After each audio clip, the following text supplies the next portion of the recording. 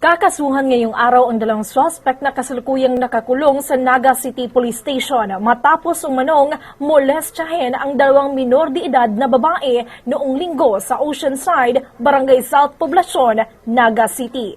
Sasampahan ng kasong paglabag sa RA 11648, gayon din na walang planong makipag-areglo ang magulang ng mga biktima.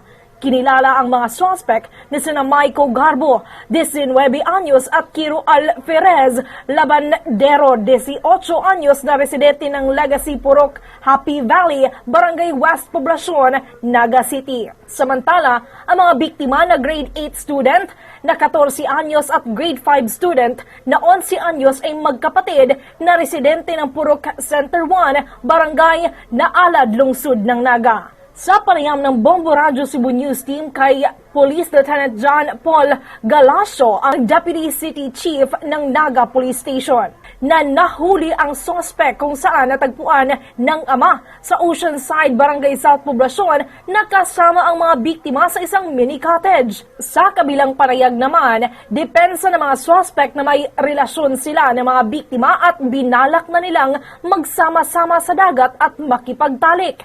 Iginiit rin ito ang mahigpit na pagtanggi sa anumang anyo ng pangmomolestya.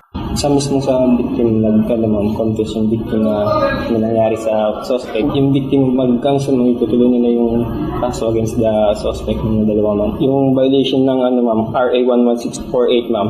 Yung amended ng statutory rape, ma'am. Kasi minor yung victim natin. Ating napakinggan si Police Lieutenant John Paul Galasio, ang Deputy City Chief ng Naga Police Station. Mula rito sa lungsod at lalawigan ng Cebu, ako si Bombo Kate Arisgado para sa #1 and most trusted radio network in the country, Bombo Radyo Philippines. Basta Radyo, Bombo!